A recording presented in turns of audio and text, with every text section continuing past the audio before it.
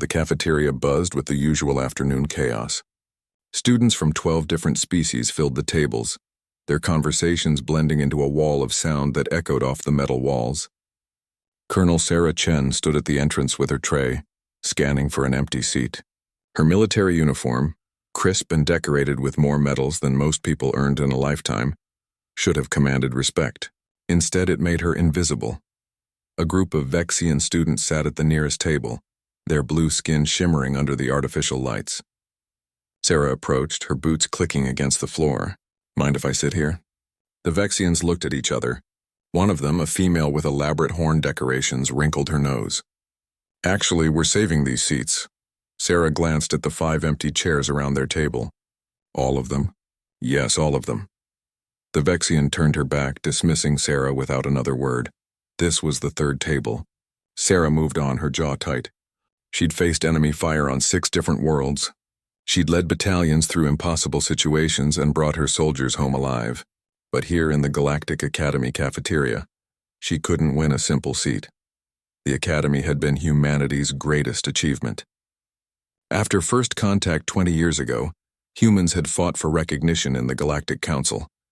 They'd proven themselves in war, in diplomacy, and technology. Sarah herself had been at the front lines, defending colony worlds from pirate raids and territorial disputes. Her tactical innovations had been studied across the galaxy. Her courage was legendary, but legends didn't matter much when you needed a place to eat lunch. Sarah spotted a half-empty table near the windows. A pair of Krell students sat there, their reptilian features focused on datapads. She walked over, trying to keep her expression neutral. "Is this seat taken?" The larger Krell looked up. His yellow eyes swept over her uniform, pausing on the medals. "Human," he said, the word sounding like an insult. "We prefer to eat in peace." "I won't bother you," Sarah said. "I just need to sit down. Find another table." The Krell's translator made his words cold and final. "Your kind makes us uncomfortable." Sarah felt heat rise in her cheeks. "My kind? You mean the kind that saved your colony from the Zharn invasion 3 years ago? The kind that held the line at Proxima Station when everyone else retreated?" The Krell's expression didn't change. "That was war. This is civilized society. Different rules," she wanted to argue. She wanted to remind him that she'd lost good soldiers defending his people's homes. But what was the point? This wasn't a battlefield. Here she had no authority. Here she was just another student trying to finish her degree. Sarah turned away, her appetite vanishing. She'd left the military 6 months ago after 15 years of service. The wars were winding down and she'd wanted to do something different with her life. The Galactic Council offered scholarships to veterans, encouraging them to pursue education and civilian careers. It seemed like a good idea at the time. She'd always wanted to study xenobiology, to understand the species she'd fought beside and against. The reality was harder than any battle. She found a small table in the corner, meant for solo diners. At least here, no one could reject her directly. Sarah set down her tray and stared at the food. It was nutritionally balanced for human biology, but it looked like gray paste. The Academy's food synthesizers tried their best, but they couldn't quite capture the taste of real Earth cuisine. "Rough day?" A voice spoke from behind her. Sarah turned. A human man stood there, older than her by maybe 10 years. He wore civilian clothes, but something about his posture screamed military. "You could say that," she replied. "Mind if I join you?" He gestured at the empty seat across from her. "It's a free station," Sarah said, too tired to be pleasant. The man sat down, setting his own tray on the table. "Marcus Webb. I teach military history here." Sarah Chen. She picked at her food without enthusiasm. "I'm in the xenobiology program. 1st year. I know who you are, Colonel. Your tactics at the Battle of Kepler Ridge are part of my curriculum." Marcus took a bite of his food and grimaced. "Terrible stuff, isn't it?" "I've had worse. Military rations on a 6-month deployment make this look like fine dining." Sarah managed a small smile. "But yeah, it's pretty bad." Marcus leaned forward, lowering his voice. "How are you adjusting to academy life?" Sarah glanced around the cafeteria. At every table, species mingled freely with their own kind. Vexians with Vexians, Krell with Krell. Even the few mixed tables kept humans at a distance. You already know the answer to that. "It's not easy being the new species in the galaxy," Marcus said. "Humans have only been part of the Council for 20 years. Most of these students' grandparents remember when we were considered primitive warmongers. We proved ourselves, Sarah said, her voice hard. Human soldiers died defending their worlds. We bled for the council, and they're grateful, in theory. Marcus pushed his tray aside. But gratitude doesn't mean acceptance. You can't force people to like you, Colonel, even if you saved their lives. Sarah felt frustration building in her chest. So what am I supposed to do? Just accept being treated like a second-class citizen? I didn't leave the military to be invisible. You're not invisible. You're uncomfortable. Marcus gestured at the room. Look at it from their perspective. Humans are young, aggressive, unpredictable. We came out of nowhere and immediately started fighting. We're good at it. Better than species with thousands of years more development. That scares them. So they exclude us to feel safe. Something like that. Marcus stood, picking up his tray. Give it time, Colonel. Things will change. They have to. Sarah watched him walk away. Time. Everyone kept telling her to give it time. But how much time did it take? How many meals would she eat alone before someone saw her as more than just a human soldier? She finished her food quickly, not tasting any of it. The afternoon classes loomed ahead. Another few hours of sitting in the back of lecture halls while other students pretended she didn't exist. Tomorrow would be the same, and the day after that. Sarah had fought armies for her country. She'd stared down enemy commanders and won impossible battles. But here, in this cafeteria, she couldn't win something as simple as a seat at a table with other students. The worst part was knowing that her battles were over, but the war for acceptance had just begun. The xenobiology lab smelled like disinfectant and something vaguely organic that Sarah couldn't identify. She stood at her assigned workstation, setting up the microscope and sample slides for the day's lesson. Around her, other students chatted and laughed, forming groups of 2 or 3. Nobody approached her station. Professor Thelen entered the room, his forearms carrying various teaching materials. The Quillian's feathers rustled as he moved, a sign of good mood among his species. Good morning, students. Today we'll be examining cellular structures across different evolutionary paths. Please pair up and share equipment. The room erupted in movement as students grabbed their things and merged workstations. Sarah stayed where she was, watching as pairs formed around her. A Vexian student made eye contact with her for a brief moment, then quickly looked away and joined another group. Within 2 minutes, everyone had a partner, except Sarah, Professor Thelen noticed. His large eyes blinked slowly as he surveyed the room. Miss Chen, you'll need a partner for this exercise. I can work alone, Sarah said quickly.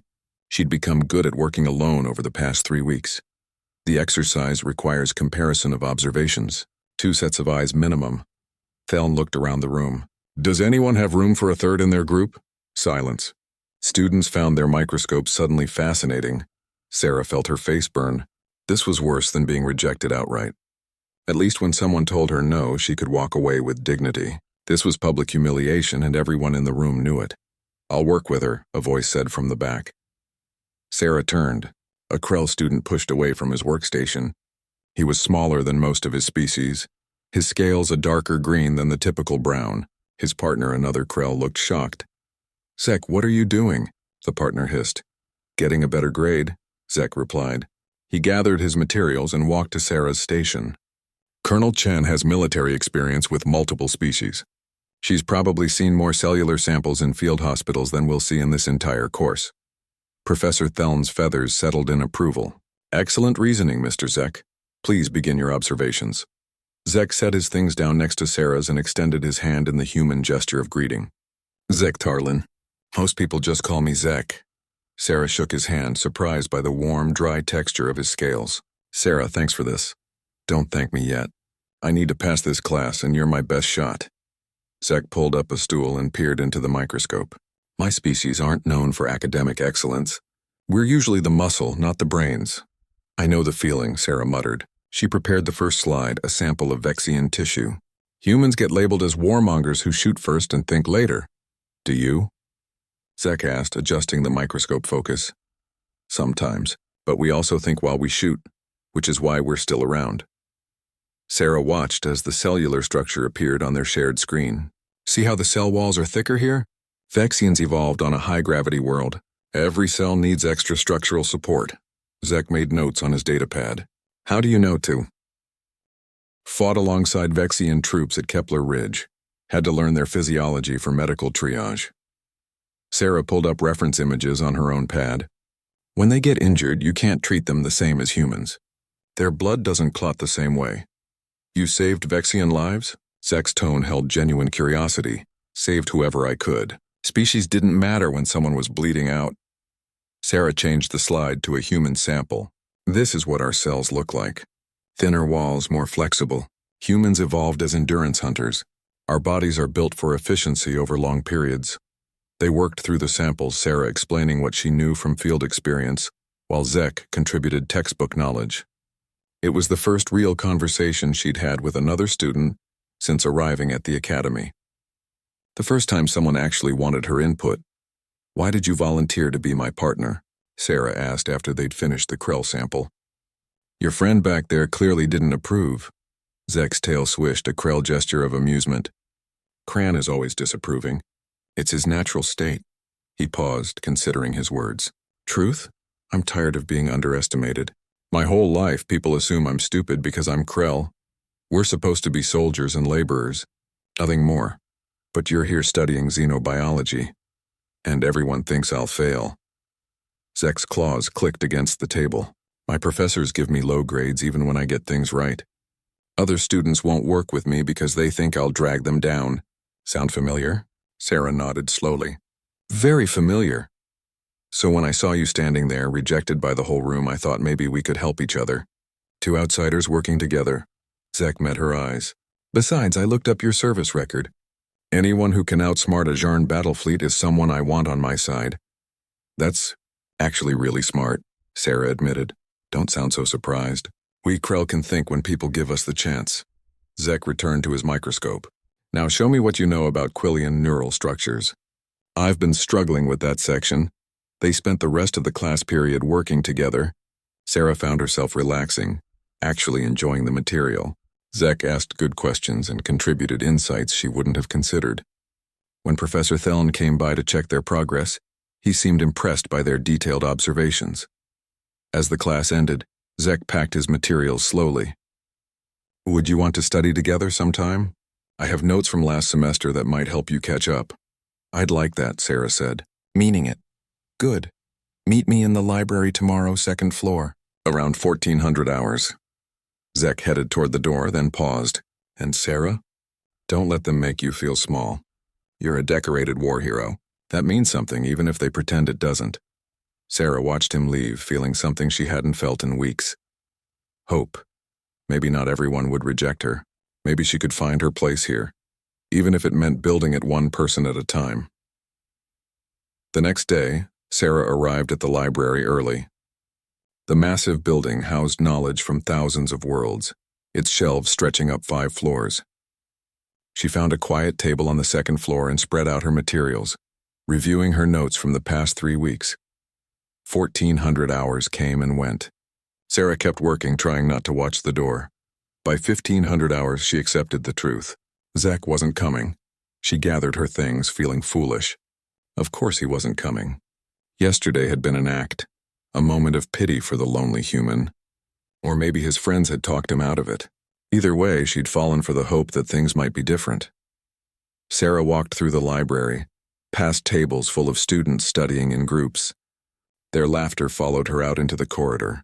She made it to the nearest bathroom before the tears came, locking herself in a stall and pressing her fist against her mouth to stay quiet. This was ridiculous. She'd watched friends die in combat. She'd made decisions that cost lives. She'd carried wounded soldiers through enemy fire. Why did a broken study date hurt so much? Because in war she'd known who she was. She'd had purpose, rank, respect. Here she was nothing. Just another student who nobody wanted around. Sarah wiped her eyes and left the bathroom. She'd survived worse than social rejection. She'd survive this too, even if it meant spending the next 4 years completely alone. But as she walked back to her quarters, she couldn't shake the memory of Zek's words. Don't let them make you feel small too late. She already felt smaller than she'd ever felt before. The emergency alarms woke Sarah at 3 a.m. She bolted upright in bed, her military instincts kicking in before she was fully conscious. The alarm's pattern indicated a station breach, not a drill. Her hands moved automatically, pulling on clothes and boots while her mind raced through possibilities. She burst into the corridor to find chaos. Students poured from their rooms in various states of panic and confusion. The Vexians were shouting in their native language. A group of Quillians huddled together, their feathers flat against their bodies in fear. Nobody seemed to know what was happening. Sarah grabbed a passing student, a young Tyrellian male. "What's the emergency?" "Pirates," he gasped. They breached the lower docking bay. Security is trying to contain them, but an explosion rocked the station. The lights flickered. Students screamed. Sarah's training took over completely. "Everyone, listen to me." Her voice cut through the panic like a blade. "Move to the emergency shelters now. Stay in groups. Help anyone who's injured." A Vexian student turned on her. "Who are you to give orders?" I'm a colonel with 15 years of combat experience, and right now I'm the only person here who knows how to handle a hostile boarding." Sarah pointed down the corridor. "Shelters are that way. Move." Something in her tone made them obey. Students began flowing toward the emergency shelters in a more organized fashion. Sarah moved against the crowd, heading toward the lower levels. She needed to know what they were facing. The station's security office was in chaos when she arrived. A Quillian security officer was trying to coordinate response teams through a failing communication system. Multiple screens showed pirates moving through the lower decks. They wore mismatched armor and carried weapons from a dozen different worlds. Sarah counted at least 30, maybe more. "Who's in command here?" Sarah demanded. The Quillian looked up, his feathers bristling in stress. "Chief Vrel is dead.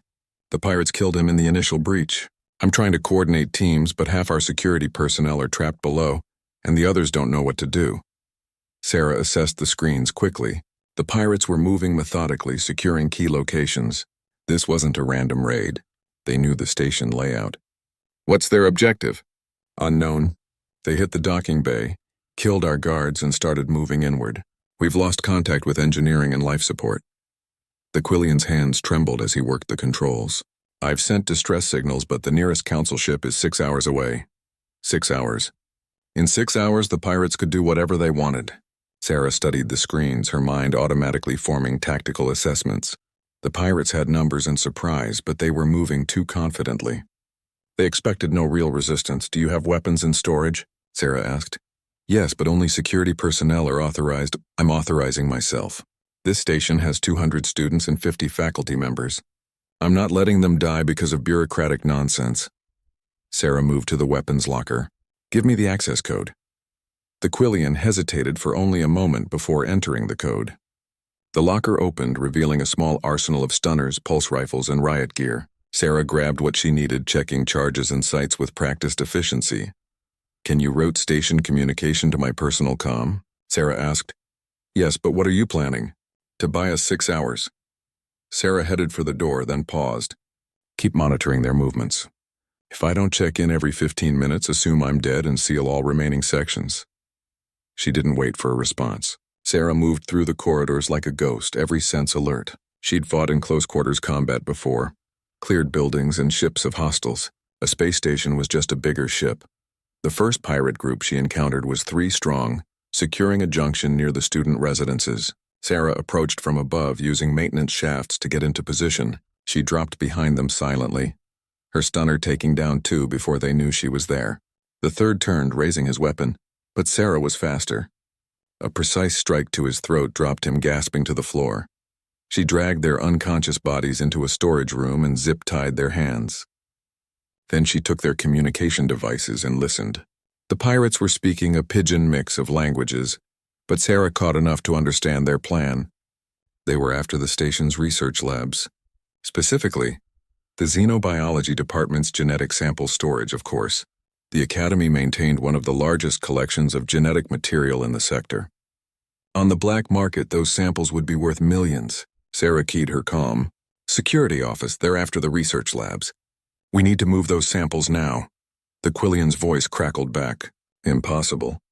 The security protocols require 3 faculty members to authorize any transfer. We only have 1 on duty and she's trapped in her quarters. Then we make sure they don't reach the labs." Sarah checked.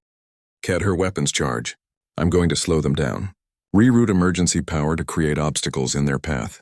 Lock doors, cut power to certain sections, anything to make them work for every meter."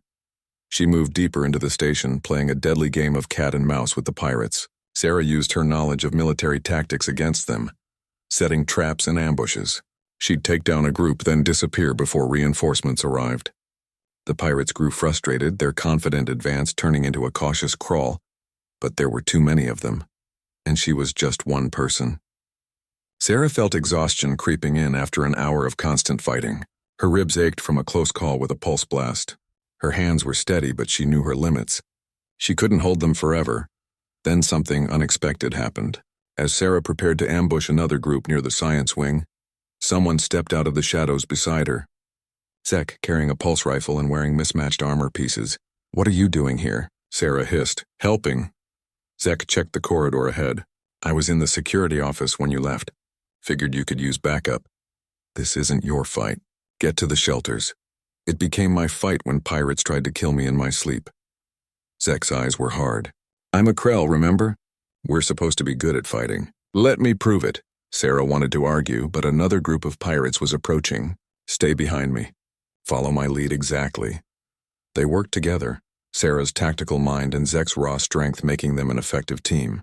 They hit the pirates from 2 angles, creating confusion. 4 hostiles went down in seconds. The rest retreated, shouting warnings into their comms.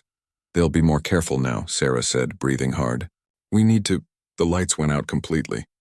Emergency lighting kicked in, bathing everything in red. Sarah's comm crackled with the security officer's panicked voice. "They've taken engineering." "They're venting atmosphere in the lower levels." Sarah's blood went cold. The shelters were in the lower levels. All those students trapped in sealed rooms while the air was slowly being pumped out. They had minutes, maybe less. "Can you restore atmosphere from here?" Sarah demanded. "No. They've locked us out of the system. It has to be done manually from engineering." "Then that's where I'm going." Sarah turned to Zek. "Get to the shelters. Help them seal the rooms completely. It'll buy time. I'm coming with you." "Zek, my little sister is in those shelters. She's a first year, just arrived last week." Zek's voice was steady, but Sarah saw fear in his eyes. "I'm not letting her die because I was too afraid to help. We go together or I go alone." Sarah looked at him for a long moment. She saw determination there, the same kind she'd seen in young soldiers facing their first real battle. She could order him to stay, but she knew he wouldn't listen. And truthfully, she needed the help. "Stay close. Do exactly what I say. If I tell you to run, you run." Sarah checked her weapon one more time. "Ready? Ready?"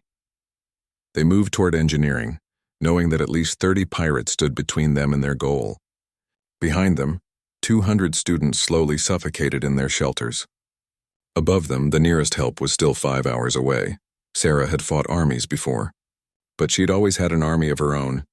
This time it was just her, one brave Krell student, and determination that had to be enough. It had to be. Engineering lay 3 decks below their current position. Sarah and Zek moved through maintenance tunnels, avoiding main corridors where pirates patrolled. The tunnels were cramped and hot, designed for automated repair drones rather than living beings. Sarah's comm crackled with updates from the security office. Each one was worse than the last. Oxygen levels in Shelter 3 dropping to critical. Shelter 7 is completely sealed but running out of air. "We have maybe 20 minutes before people start dying." 20 minutes. Sarah pushed herself faster through the narrow tunnel. Behind her, Zek's breathing was steady despite the tight space. His Krell physiology gave him an advantage here. His species came from cave systems and underground warrens. Small spaces didn't frighten him the way they might others. They emerged in a service corridor 1 level above engineering. Through the grating beneath their feet, Sarah could see pirates below. At least 15 of them guarded the engineering entrance. They'd set up a defensive position with portable barriers and heavy weapons. Taking them head-on would be suicide. "We need another way in," Sarah whispered. Zek pointed to a thermal vent along the wall. "That leads directly into the environmental control room. It's part of engineering, but separate from the main entrance. My sister and I explored it when I gave her a tour of the station. Is it big enough for us? For me, yes. For you, maybe." Zek pulled the vent cover off carefully, trying not to make noise. "It'll be hot. The thermal regulation system runs through here." Sarah looked at the narrow opening. It was smaller than she'd like, but they didn't have choices. "I'll go first. If I get stuck, you pull me out and find another route." She squeezed into the vent, immediately feeling the heat. The metal was warm against her skin, and the air felt thick in her lungs. Sarah pulled herself forward using her elbows, her pulse rifle slung across her back. The space was so tight she couldn't turn her head. All she could do was move forward and hope Zek was right about where this led. Behind her, she heard Zek enter the vent. His movements were smoother than hers, more natural. Sarah focused on controlling her breathing and ignoring the cramping in her shoulders. She'd been in worse situations. At least nobody was shooting at her right now. The vent opened into a small room filled with control panels and monitoring equipment. Sarah dropped down carefully, checking her surroundings before signaling Zek to follow. The environmental control room was empty. Through a window, she could see into the main engineering bay where pirates worked on the systems. There, Sarah pointed to a large console. That's the atmosphere control. Can you work it? Zek moved to the console, his claws dancing across the controls. They've locked it with a security override. I need the master code. How long to crack it? 10 minutes, maybe more. I'm good with systems, but this is military-grade encryption. Zek's tail lashed in frustration. We don't have 10 minutes.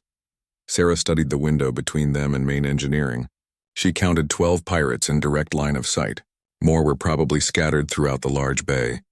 The atmosphere controls in there would be faster to access, but getting to them meant going through the pirates. An idea formed.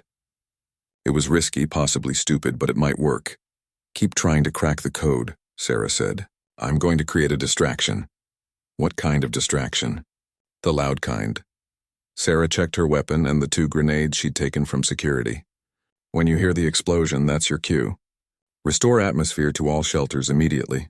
Don't worry about me. This is insane. You'll be killed. Maybe, maybe not. Sarah moved to the door leading to main engineering. But those students will definitely die if we do nothing.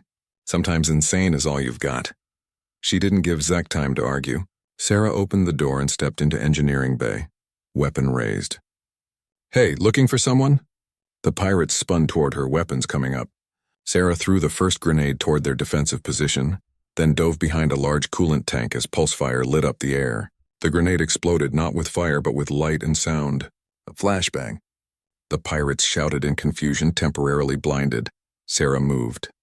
She'd spent years training for situations like this, learning to operate in chaos and turn it to her advantage. She took down 3 pirates before they recovered from the flashbang. Her shots precise and controlled. The others scattered, seeking cover and trying to locate her position. More pirates poured in from other sections. Sarah kept moving, never staying in one place long enough to become a target. She used the machinery as cover.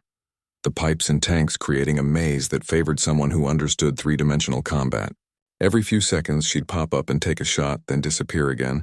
It was working. All attention was on her now. Nobody was watching the environmental control room where Zek worked desperately on the locked console. A pulse blast caught Sarah's shoulder, spinning her around. Pain exploded through her arm and she nearly dropped her weapon. She rolled behind a generator, breathing hard. The armor she'd grabbed had absorbed most of the hit, but her shoulder felt like someone had driven a spike through it. Give up, human, a pirate called out in accented standard. You're alone and outgunned. Surrender and we'll let you live. Sarah checked her weapon charge, half depleted. She had maybe 2 minutes before the pirates organized a proper assault on her position. 2 minutes to keep them distracted while Zek saved everyone. I'm a human, Sarah shouted back. We don't surrender. We're too stubborn and stupid to know when we're beaten. She popped up and fired, taking down another pirate. Pulse blasts answered her, chewing up the machinery around her hiding spot. Sarah moved again, ignoring the pain in her shoulder. Keep moving. Stay unpredictable. Make them think there are more of you than there really are. Then, miraculously, she felt a change in the air. The heavy, dead feeling lifted. Zek had done it. He'd restored the atmosphere. Sarah's comm crackled. All shelters reporting stable atmosphere. Oxygen levels returning to normal. You did it. She'd done it. They'd done it. Sarah felt a surge of relief so powerful it almost made her dizzy. The students were safe. Now she just had to survive long enough to see them again. The pirates realized what happened. Their leader, a scarred Draxian with cybernetic implants, roared in fury. Find that human. Kill her now! Sarah threw her last grenade, but this time she aimed it at the main power conduit running along the ceiling. The explosion severed the conduit, plunging engineering into darkness. Emergency lights kicked in, but they were dim and left large shadows. Perfect. Sarah moved through the darkness like she owned it. She'd trained for night operations, learned to trust her other senses when sight failed. The pirates stumbled around, shooting at shadows and each other in their panic. Sarah picked them off one by one, her weapon's muzzle flash briefly illuminating their surprised faces before they fell. It was brutal, efficient work, the kind of work she'd done for years in service of the council. But this time felt different. This time she wasn't fighting for territory or political objectives. She was fighting to protect people who'd rejected her, students who wouldn't sit with her at lunch, faculty who treated her like a curiosity at best, a problem at worst. And yet here she was, bleeding and exhausted, giving everything to save them. A door burst open across the bay. Zek charged in, roaring a Krell battle cry. He slammed into a group of pirates with the full force of his species' considerable strength. His tail swept one pirate's legs out from under him while his claws raked across another's armor. In close combat, Krell were devastating. Together, Sarah and Zek fought their way through the remaining pirates. It wasn't elegant or pretty. It was desperate, brutal survival. Sarah's military training met Zek's raw ferocity, and somehow, impossibly, they won. When the last pirate fell, silence crashed over engineering. Sarah leaned against a wall, her shoulder throbbing and her hands shaking from adrenaline. Zek sat heavily on the floor, his armor scorched and his breathing labored. "Your sister?" Sarah managed to ask. "Safe. Security reports all shelters are fine." Zek looked up at her. "We did it. You did it. You cracked the code. You kept them distracted. You were willing to die so I could work." Zek's voice held something like awe. "They told me humans were crazy. I thought it was exaggeration." "It probably isn't," Sarah admitted. She slid down the wall to sit beside him. "How long until help arrives?" 4 more hours. The council ship is making best speed, 4 hours. Sarah closed her eyes. They'd have to hold the station for 4 more hours. But the main pirate force was broken. Their leader dead. Their objective failed. The remaining raiders would likely retreat or hole up somewhere. The station was safe. She'd done her job. Again, Sarah? Zek's voice was quiet. "Why did you do it? After how everyone treated you, why did you risk your life for them?" Sarah thought about that. About the rejections and the loneliness. About eating alone and being invisible. About all the small cruelties that had cut deeper than she'd wanted to admit. "Because it was the right thing to do," she finally said. "Because they didn't deserve to die regardless of how they treated me. And because—" She paused, finding the words. "Because that's what humans do. We protect people, even when they don't want us around." Zek was quiet for a long moment. Then he extended his hand. Sarah took it, feeling the warmth of his scaled palm against hers. "For what it's worth," Zek said, "I want you around." It was a small thing. One person's acceptance after weeks of rejection. But somehow, sitting in the dark engineering bay with pulse burns on her shoulder and exhaustion dragging at her, it meant everything. The council security ship arrived exactly 4 hours later, just as predicted. By then, Sarah and Zek had secured the remaining pirates and helped restore basic station functions. The students emerged from shelters shaken but alive, and Sarah quietly slipped away before anyone could ask questions about who had saved them. She spent the next day in medical, getting her shoulder treated and answering questions from council investigators. They documented everything, took her statement 3 times, and called her a hero. But when she returned to her quarters that night, exhausted and sore, she was still alone. The cafeteria the next day should have been different. Sarah stood at the entrance with her tray, just like always, scanning for a seat. The room was more crowded than usual. Everyone was there, talking about the attack and their narrow escape. Sarah could feel eyes on her as she entered, hear conversations pause as she walked past. But nobody invited her to sit down. She found her usual corner table and settled in, trying not to feel disappointed. What had she expected? That one heroic act would magically change everything? People didn't work that way. She'd saved their lives, and they were probably grateful. But gratitude didn't mean they wanted to eat lunch with her. Sarah was halfway through her meal when someone sat down across from her. A Vexian student, the same one with the elaborate horn decorations who'd rejected her weeks ago. 2 more Vexians followed, taking seats on either side. "We heard what you did," the first Vexian said. Her name was Kella, Sarah remembered from class rosters. "During the attack, you fought the pirates alone. Not alone. Zek helped." Sarah kept her voice neutral. She didn't know where this was going. "Still, you saved the station." Kella's fingers drummed on the table, a nervous gesture. You saved us. And before that we wouldn't even let you sit with us, Sarah waited. Experience had taught her that apologies often came with conditions. I wanted to say I'm sorry, Kella continued. That was wrong. You asked politely and we treated you like you were nothing. The other Vexians nodded in agreement. One of them, a male named Torvin, spoke up. My family lost people in the border conflicts before the council formed. I was told humans were responsible for a lot of those deaths. I've been carrying that anger without really thinking about whether it was fair. Humans did kill a lot of people, Sarah said quietly. We were fighting for survival and recognition. Sometimes we made hard choices. Sometimes we made wrong choices. So did everyone else, Kella said. The Vexian military wasn't innocent either. None of us were. She gestured at the crowded cafeteria. Everyone in here comes from species that fought wars, made mistakes, did terrible things at some point in their history. But we don't judge each other for what our ancestors did. Except humans, Sarah said. Except humans, Kella agreed. Because you're new and successful and that's threatening.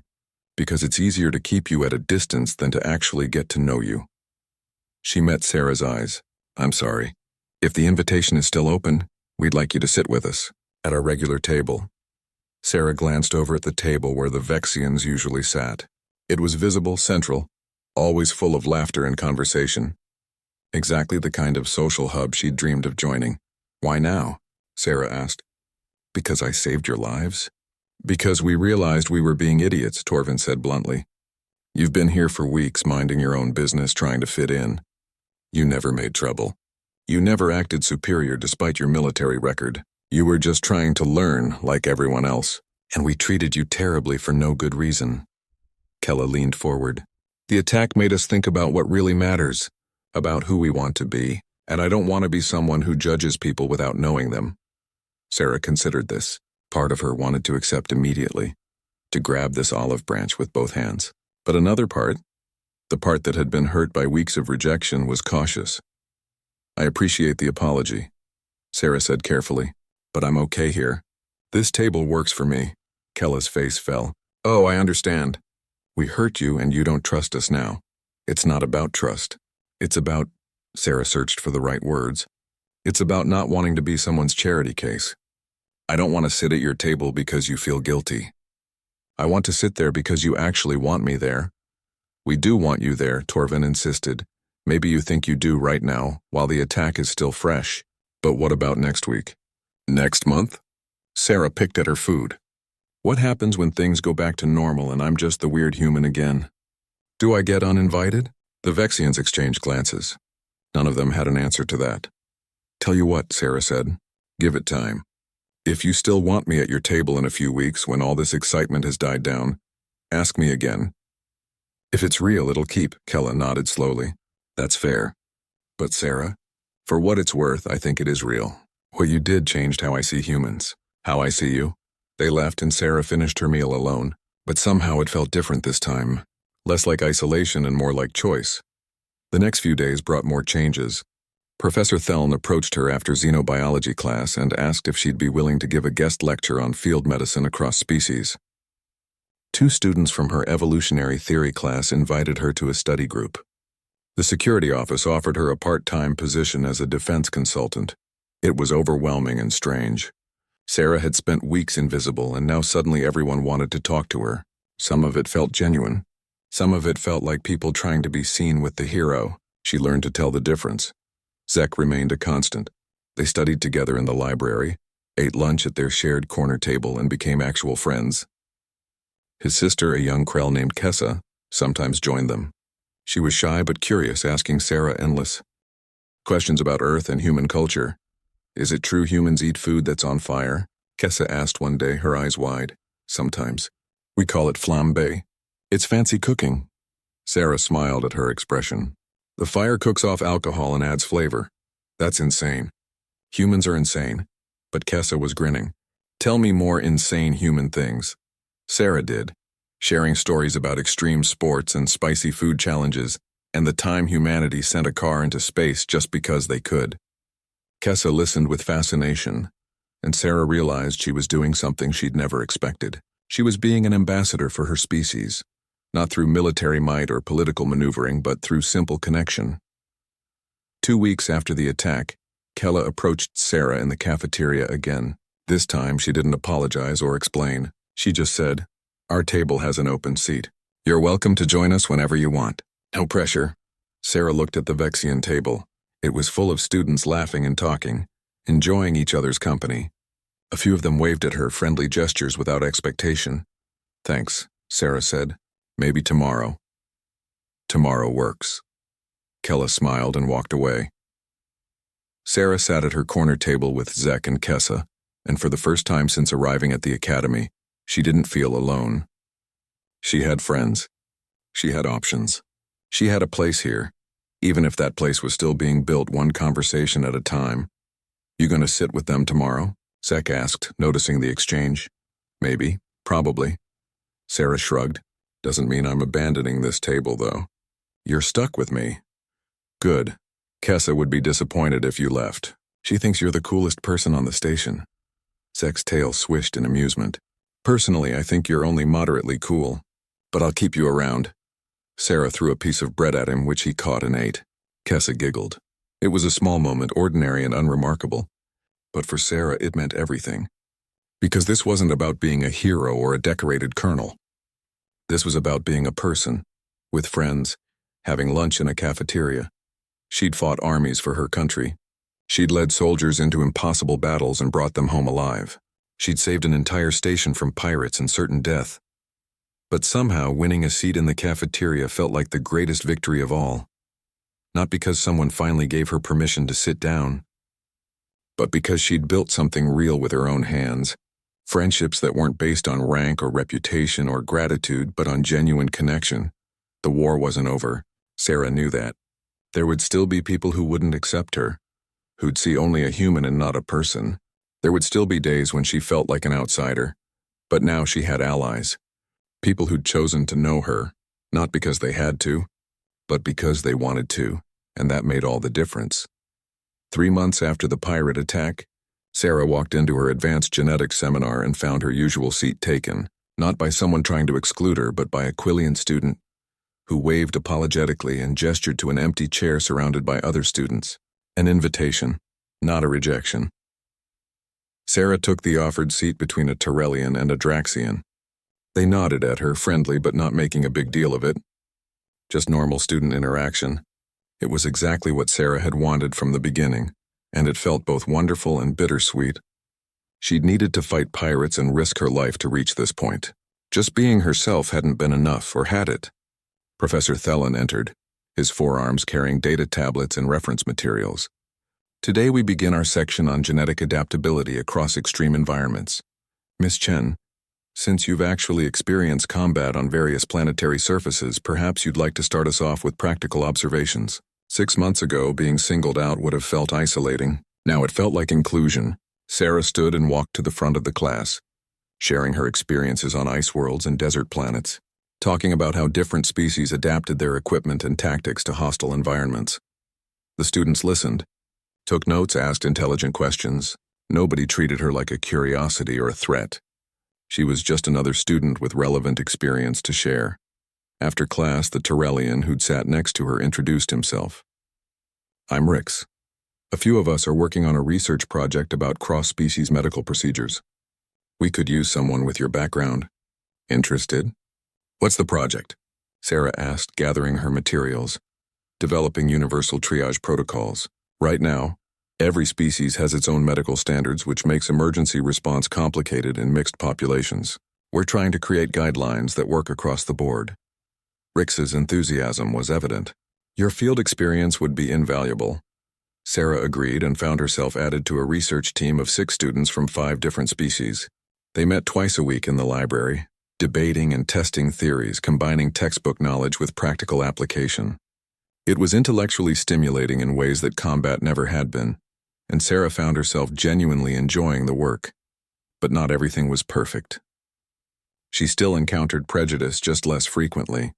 A Vexian professor gave her a lower grade than she deserved on a paper, citing insufficient research despite the paper being thoroughly documented. When Sarah challenged it, the professor admitted he'd Assumed a human wouldn't understand the subtle nuances of Vexian. Biology, even though I cited 3 Vexian medical journals and incorporated data from battlefield triage of Vexian soldiers. Sarah kept her voice level, but frustration bubbled underneath. The professor had the grace to look embarrassed. He adjusted her grade and apologized. But the incident reminded Sarah that acceptance wasn't universal. Some people would always see her species first and her as an individual second. She talked about it with Zek over lunch at their corner table. They still ate there most days, even though both of them had invitations to sit elsewhere. The corner table had become their unofficial headquarters, a place where their growing circle of friends could gather. At least he changed the grade, Zek offered. Last semester, Professor Calix gave me an F on a project that was identical to a Vexian student's work. She got an A. When I complained, he told me I must have copied from her. That's horrible, Kessa said. She'd joined them permanently, no longer shy about sitting with her brother and his human friend. Did you report him? What's the point? He's tenured and respected. I'm just a Krell who shouldn't be in advanced classes anyway. Zek's bitterness was obvious. At least people are starting to treat Sarah better. Nobody's changing their mind about Krell being stupid. Sarah frowned. She'd been so focused on her own struggles that she hadn't fully considered how Zek dealt with similar prejudices. Have you thought about filing a formal complaint? The council has anti-discrimination policies that nobody enforces. Zek pushed his food around his tray. Besides, making noise would just make it worse. Better to keep my head down and prove them wrong through results. That's what I tried to do. It didn't work until I fought pirates. Sarah met his eyes. Maybe sometimes you have to make noise. Maybe quiet acceptance just lets them keep treating you badly. The conversation stayed with Sarah over the following days. She noticed things she'd missed before. How Krell students were often excluded from study groups. How professors called on them less in class. How their contributions were dismissed or credited to others. Zek wasn't alone in his experiences. Every Krell student at the academy faced the same casual discrimination. Sarah brought it up during a meeting of her research group. We're developing universal medical protocols, but we're not addressing universal prejudice. Krell students are systematically undervalued here. Doesn't that matter? Rick shifted uncomfortably.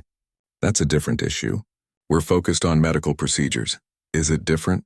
Medical treatment is about recognizing the value of life. How can we do that when we don't recognize the value of Krell students? Sarah looked around the table. Zek has contributed more to my understanding of xenobiology than any textbook. He's brilliant, but most faculty treat him like he's barely capable of basic comprehension. A Quillian student named Celis spoke up. I've noticed that too. There's a Krell in my organic chemistry class who consistently scores higher than anyone else, but the professor still explains basic concepts to her like she's slow. So what do we do about it? The Draxian student Vorn asked. We're students. We don't have power here. We have voices, Sarah said. And numbers. If enough students make it clear that discrimination isn't acceptable, the faculty has to listen. They debated it for the rest of the meeting. Some students were enthusiastic about taking action. Others were worried about causing trouble or jeopardizing their academic standing. By the end, they'd agreed to draft a petition highlighting discriminatory practices and calling for policy changes. Sarah took the lead, drawing on her military experience with documentation and reporting. She collected testimonies from Krell students, cataloged incidents of discrimination, and compiled data showing grade disparities between Krell and other species for identical work. The project grew larger than she'd anticipated. Other students heard about it and came forward with their own experiences. It wasn't just Krell facing discrimination. Several species were systematically undervalued, including some humans.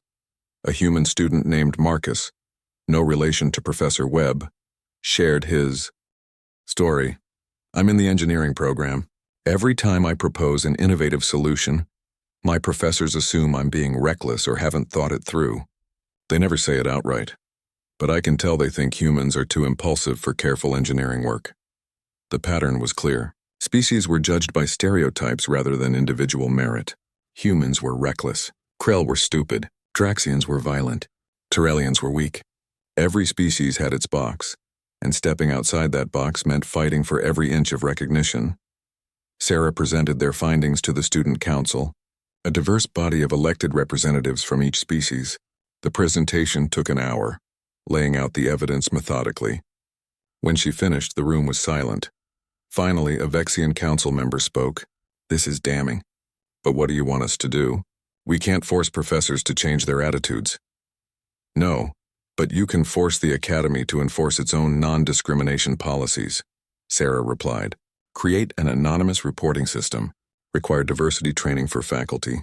Implement blind grading where possible. There are solutions if there's will to implement them." The council debated. Some members were supportive. Others worried about backlash or accused Sarah of stirring up trouble. A Quillian representative pointed out that humans were relatively new to the academy, implying Sarah didn't understand how things worked. "I understand perfectly," Sarah said, her voice hard. "I understand that the academy claims to value merit but actually values conformity. I understand that students are being held back not because they lack ability, but because they don't fit comfortable stereotypes. And I understand that if we don't demand better, nothing will change." The vote was close, but ultimately the council agreed to present Sarah's recommendations to the academy administration. It was a small victory, and Sarah knew the real battle was just beginning. Administrative change moved slowly, and there would be resistance from faculty who saw nothing wrong with the current system. But it was a start. Word of Sarah's presentation spread through the academy. Reactions were mixed. Some students thanked her for bringing attention to issues they'd faced silently. Others accused her of being a troublemaker, of attacking the academy's reputation. A few professors gave her hostile looks in class. Professor Theln, however, approached her after seminar one day. "I heard about your presentation to the council. I wanted you to know that I support your recommendations." "Thank you, Professor." Sarah was surprised. Theln was highly respected, his opinion carrying weight. "I've been teaching for 20 years, and I'm ashamed to say I never noticed the patterns you documented. Or perhaps I noticed but didn't want to acknowledge them." Theln's feathers drooped slightly. "It's easy to perpetuate systems that benefit you without realizing the harm they cause to others.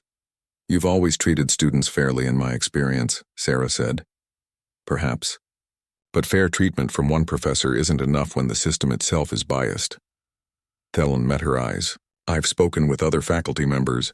We're forming a committee to review grading practices and curriculum development. We'd like your input if you're willing." Sarah agreed, adding another responsibility to her growing list. Between classes, research, and now working with faculty on policy reform, her schedule was packed. But it felt worthwhile in ways that pure academic work never had. She was making a difference not through military force, but through advocacy and documentation. She was fighting for something bigger than herself, just like in the service. But this time the weapons were words and data, and the determination to hold institutions accountable for their stated values. Zek noticed the change in her. "You're glowing," he said one evening as they studied in the library. "I've never seen you this energized." "I'm doing something that matters," Sarah replied. "In the military, I protected people physically. Here, I'm protecting people's futures. Their right to be judged fairly. Just don't burn yourself out. You're still a student too," says the person who's up until midnight every night studying. Sarah smiled at him. "We're both workaholics, Zek. It's part of our charm." "Speak for yourself." "I have plenty of charm." But Zek was smiling too. The semester progressed, and slowly things began to change. The academy implemented an anonymous reporting system. Several professors attended voluntary diversity training. Grade disparities became harder to maintain when students could point to documented patterns. It wasn't perfect. Change never was, but it was progress, real and measurable. And Sarah realized that this, perhaps, was her true calling. Not warfare, but advocacy. Not destroying enemies, but building systems that worked for everyone. She'd fought armies for her country. But here at the academy, she was fighting for something even more important. She was fighting for a future where species didn't matter as much as character, where students were judged by their abilities rather than their origins, where someone like her could walk into a cafeteria and find a seat without having to save the station. First, the end of Sarah's first year at the academy arrived faster than she expected. Finals week brought the usual chaos of late-night study sessions and nervous energy that transcended species barriers. Sarah found herself in a study group with 12 other students, representing 7 different species, all working together to prepare for their xenobiology comprehensive exam. "Explain Krell regenerative capabilities again," Rix asked, looking exhausted. I keep mixing it up with Tyrellian healing factors. Zek, who'd been dozing in his chair, perked up. Krell regeneration is cellular-based. We can regrow lost tissue over weeks or months, but it requires significant caloric intake. Tyrellian healing is accelerated clotting and scarring. Much faster, but doesn't actually regenerate tissue. Different mechanisms entirely. Thank you, Rix made notes. I swear if I don't pass this exam, I'm going to hibernate for a year. Tyrellians don't hibernate, Kessa pointed out. She'd joined their study group despite being a year behind, absorbing information like a sponge. I'll be the first. Rix rubbed his eyes. Sarah, what was that thing you said about human endurance adaptations? Sarah explained for the third time that night how human bodies regulated temperature and sustained aerobic activity. Around the table, students listened and asked questions, treating her as a resource rather than an outsider. It was such a normal scene, but Sarah never took it for granted. She remembered those first weeks too clearly. The next day, Sarah sat for her final exam in the large lecture hall. Professor Thelen had designed a challenging test that required synthesizing knowledge across multiple areas. Sarah worked through the questions methodically, drawing on both her academic learning and field experience. When she finished, she felt confident she'd done well. Results were posted a week later. Sarah had earned top marks in xenobiology, along with high scores in her other courses. More importantly, Zek had excelled in every class, proving what Sarah had always known, that intelligence wasn't limited by species. The results posting board drew crowds of students checking their grades. Sarah stood back watching as Zek found his name near the top of the xenobiology rankings. His expression of shock and joy was worth everything. I did it, he said, turning to Sarah with wide eyes. I actually did it. Top 5%. You earned it, Sarah said firmly. Every single point. Other Krell students clustered around, staring at Zek's ranking.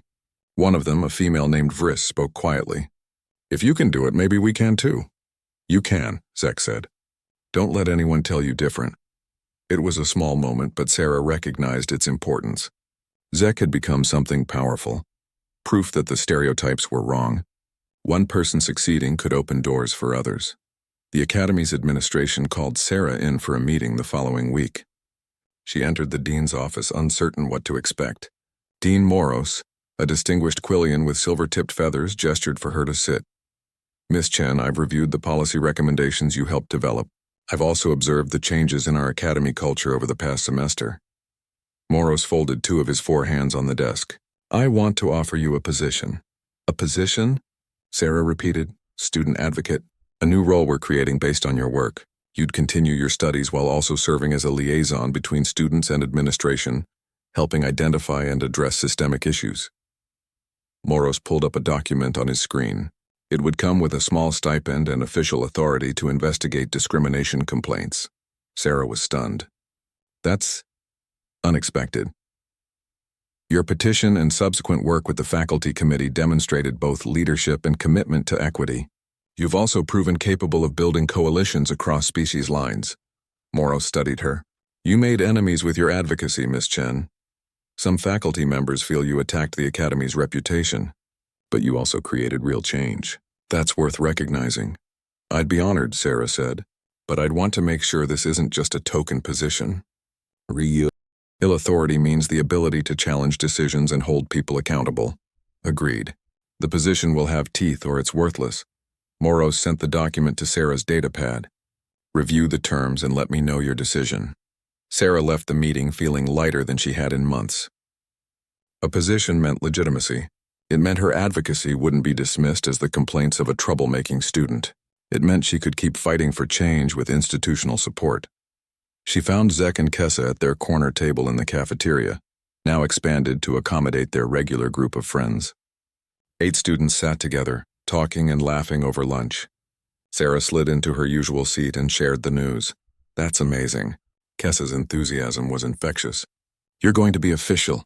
It's political, Vorn warned.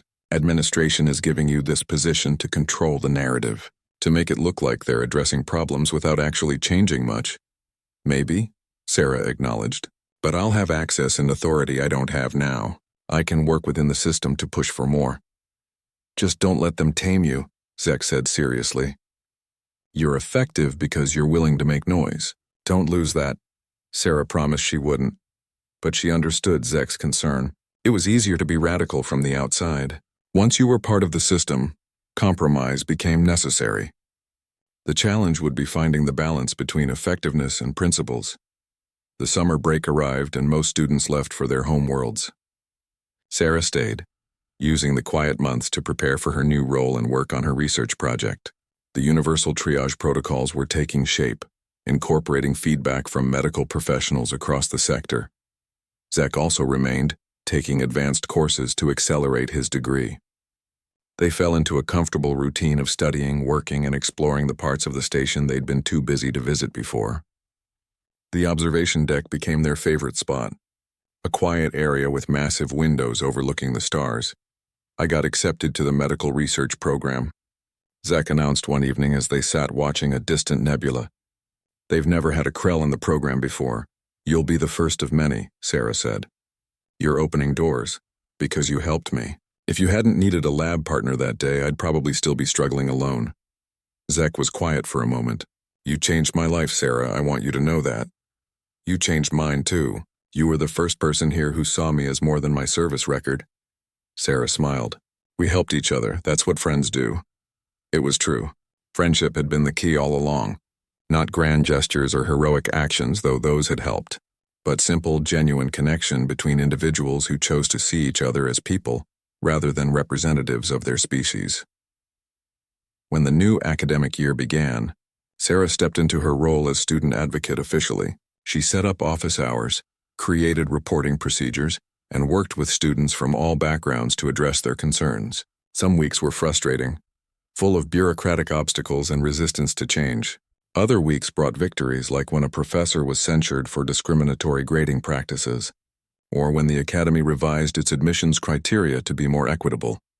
The cafeteria remained a gathering place for Sarah's ever-expanding circle of friends. The corner table was no longer enough. They'd taken over 3 tables pushed together, a diverse group that welcomed anyone who wanted to join. Sarah still remembered being unable to find a seat, and she made sure nobody at her tables ever felt that exclusion. One afternoon, a new human student arrived at the academy. Sarah spotted her standing in the cafeteria entrance, holding her tray with the same uncertain expression Sarah had worn months earlier. The student started toward an empty table in the corner, already resigned to eating alone. "Hey," Sarah called out, waving. "Come sit with us. We've got room." The student approached hesitantly. "You sure? I don't want to intrude." "You're not intruding. I'm Sarah Chen, student advocate." "Welcome to the academy," Sarah gestured around the table. "This is Zek, Kessa, Rix, Vorn, Kella, and about a dozen others whose names you'll learn eventually." The new student, who introduced herself as Maya, sat down looking overwhelmed but relieved. "I heard things were difficult here for humans. That we weren't really accepted. It was difficult," Sarah admitted. "But it's getting better. Slowly.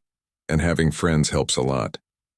Maya relaxed slightly, joining the conversation as the group made her feel welcome. Sarah watched, remembering her own first days. The isolation and rejection. The feeling of being invisible despite everything she'd accomplished. She'd fought armies for her country. She'd defended colonies and saved lives and earned medals that decorated her uniform. But none of that had mattered in a cafeteria where students just wanted someone to sit with them at lunch. Now, she'd built something different. Not through force or heroism, though those had played their part, but through persistence, advocacy, and the simple act of treating people with dignity, regardless of their species. The academy still had problems. Discrimination hadn't disappeared overnight. Some faculty remained resistant to change, and some students clung to old prejudices. But the culture was shifting slowly but undeniably. Students were judging each other more by character than species. They were forming friendships across traditional boundaries. They were questioning assumptions and demanding better from their institution, and Sarah had been part of making that happen. She looked around the table at her friends, representing a dozen different worlds and backgrounds, united by nothing more than mutual respect and genuine affection. This was what humanity had to offer the galaxy, not just military prowess or technological innovation, but the stubborn insistence that everyone deserved a chance, that no one should be judged by stereotypes or held back by systemic barriers. Humans were good at fighting. They'd proven that repeatedly, But they were also good at building bridges, at refusing to accept injustice, at making noise until things changed. Sarah had fought armies for her country and won impossible battles. But her greatest victory wasn't military. It was this: a seat at a crowded table surrounded by friends who chose to be there. Not because they had to, or because she'd saved them, but because they genuinely wanted her around. She'd won more than a seat in the cafeteria. She'd won acceptance, belonging, and the chance to make a real difference in people's lives. And for a soldier who'd spent 15 years fighting, peace felt like the greatest victory of all. Zach nudged her, pulling her from her thoughts. "You're doing that thing again." "What thing?" Getting philosophical and distant. "Stay with us," he grinned, showing his sharp teeth. "Kessa's about to tell Maya about the time you fought 30 pirates with one rifle and pure stubbornness." "It was more like 20 pirates," Sarah corrected. "And I had help." 20, 30, what's the difference? You're still a legend." Kessa launched into the story, embellishing enthusiastically. Sarah let her, content to listen as her friends laughed and joked and welcomed a new human student into their circle. The story didn't really matter. The medals and battles and heroic acts were just part of her history, not her entire identity. What mattered was this moment, this table full of friends, this community she'd helped build, this future where species mattered less and character mattered more. She'd fought armies and won, but she'd also fought isolation, prejudice, and systemic discrimination. And somehow, impossibly, she'd won that too, not through force, but through friendship. Not through dominance, but through determination. Not by conquering others, but by connecting with them. That was humanity's real strength. Not just the ability to fight, but the courage to care. The stubbornness to keep trying even when rejected. The hope that tomorrow could be better than today if you worked hard enough to make it so. Sarah had learned more in 1 year at the academy than in 15 years of military service. She'd learned that winning wasn't always about defeating enemies. Sometimes it was about making friends, about building something better than what existed before, about leaving places better than you found them. She'd fought armies for her country, but she'd changed lives with kindness. And in the end, that mattered more than any battle ever could. The cafeteria buzzed with afternoon energy as students ate and studied and connected across the boundaries that once divided them.